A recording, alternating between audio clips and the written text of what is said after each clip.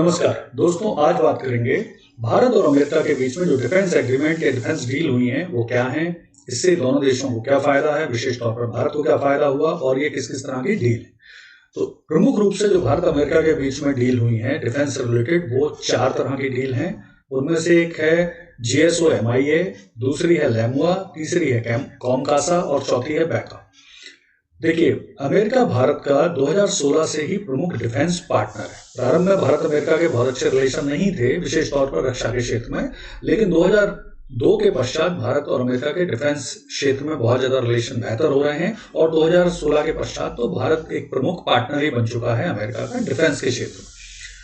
तो देखिए, अमेरिका जब भी किसी देश के साथ कोई रक्षा समझौता करता है, उसे अपना करीबी रक्षा पार्टनर बनाता है और उसके साथ अत्याधुनिक हथियार उसे देता है, अत्याधुनिक टेक्नोलॉजी देता है, एन्क्रिप्टेड टेक्नोलॉजी देता है, तो उस स्थिति में वो उस देश के साथ 4 प्रकार के समझौते करता है।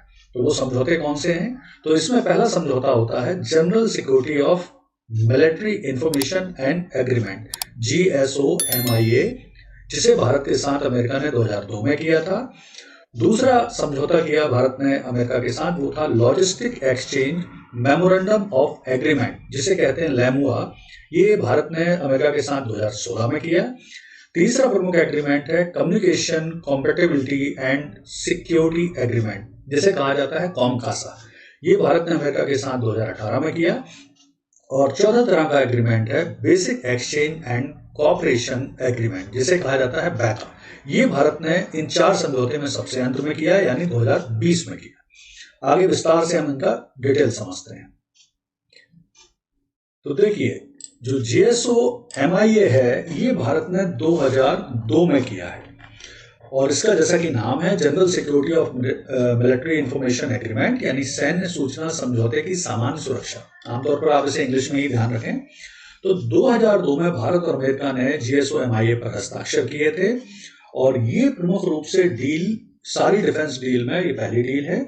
इस डील से होता क्या है कि ये USA के अत्याधुनिक उपकरण खरीदने के लिए ये एग्रीमेंट पहली बात तो आवश्यक है। दूसरा, इसके साथ साथ इस एग्रीमेंट से दोनों देशों के मध्य मिलिट्री इंटेलिजेंस, यानी जो खुफिया जानकारी है, वो साझा की जाती है। तो दोनों देशों के कॉमन शत्रु हैं या इस क्षेत्र में जो प्रमुख रूप से देशों में आपसी प्रतिद्वंदिता है, उसके बारे में खुफिया जानकारी वो इकट्ठी करते हैं। यहाँ थोड़ा सा ये ध्यान रखना आवश्यक है कि इसी का एक हिस्सा है ISA, इंडस्ट्रियल सिक्योरिटी एग्रीमेंट, औद्योगिक सुरक्षा समझौता।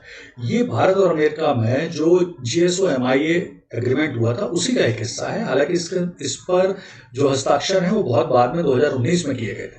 GSO-MIA 2002 में साइन कर लिया गया था, लेकिन जो ISA है ये 2019 में साइन हुआ। इसमें क्या होता है?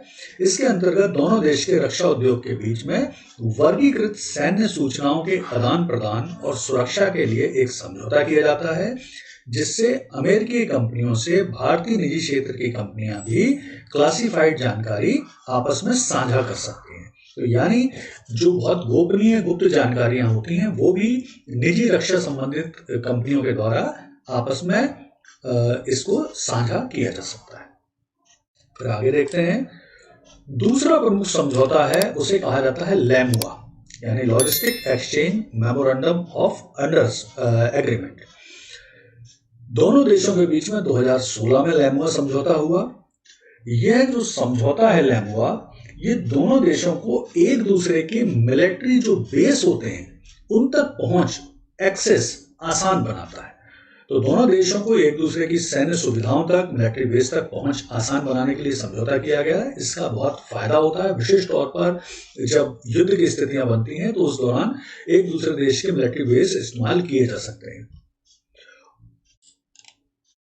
और ये समझौता दोनों देश की सेनाओं को मुख्य रूप से 4 क्षेत्र, जैसे पोर्ट ऑफ कॉल, संयुक्त अभ्यास, प्रशिक्षण और मानवीय सहायता तथा आपदा राहत में सुविधाएं प्रदान करता है। लैमुआ से भारतीय नौसेना को काफी लाभ हुआ है, तो ये ध्यान रखिए। फिर तीसरा प्रमुख जो समझौता है उसे कहा जाता है कॉमकासा। ये भारत और अमेरिका ने 2018 में साइन किया। इसका अर्थ होता है communication compatibility and security agreement, संगतता और सुरक्षा समझौता।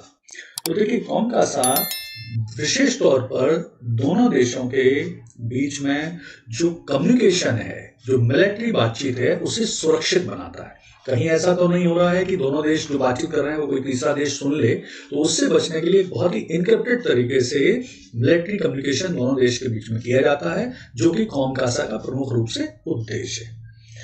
और ध्यान रखने की बात यह है कि जो कॉमकासा है, इसे अमेरिका ने विशेष तौर पर भारत के लिए बनाया है, क्योंकि भारत जब इस तरह के समझौते अन्य देशों के साथ करता है तो उसे कहा जाता है सिसमुआ, यानी communication and information security memorandum of agreement. और भारत के लिए उन्होंने कॉमकासा बनाया विशेष तौर पर, क्योंकि भारत के अपने कुछ कंसर्न थे, भारत ने कुछ इसमें चेंज कराए थे सिसमुआ में, तो इसलिए भारत के लिए अलग से बना था। और कॉमकासा के तहत भारत को अपनी सेना के लिए अमेरिका से कुछ अत्याधुनिक संचार प्रणाली मिल गई थी। फिर चौथा एग्रीमेंट देखते हैं। तो चौथा प्रमुख एग्रीमेंट है बैका, जिसे भारत ने अमेरिका के साथ 2020 में किया है। इसका अर्थ होता है basic exchange and cooperation agreement, मूल विनिमय और सहयोग समझौता। तो यहां पर ध्यान रखिए कि जो बैका है, ये विशेष तौर पर दोनों देश के बीच में जो जियो स्पेशल मैप से संबंधित सूचनाएं हैं, उनके आदान प्रदान के लिए बहुत उपयोगी है।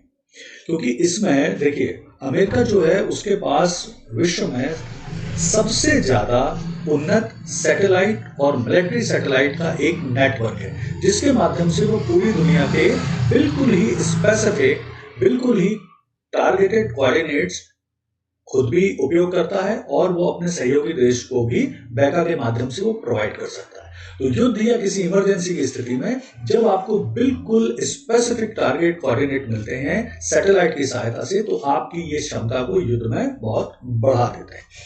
तो इसलिए इस एग्रीमेंट के अंतर्गत जो दोनों देश हैं वो आपस में न सिर्फ जियो सैटेलाइट, जियो स्पेशल जो सूचनाएं हैं उनका आदान प्रदान करते हैं, बल्कि डेटा का आदान प्रदान करते हैं, स्पेसिफिक कोऑर्डिनेट का आदान प्रदान करते हैं। तो इससे सेनाओं की जो क्षमता है, विशेष तौर पर जो मिसाइलों की क्षमता है, वो बहुत ज्यादा बढ़ जाती है। और ये जो सूचनाएं हैं, ये डिजिटल प्रिंटेड फॉर्म किसी भी तरह से आपस में साझा की जा सकती है।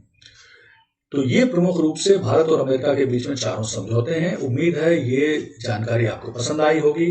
अगर आपको ये जानकारी अच्छी लगी तो कृपया चैनल को सब्सक्राइब, लाइक और शेयर कीजिए। आगे भी मैं इस तरह की जानकारी आपके लिए लाता रहूंगा। धन्यवाद।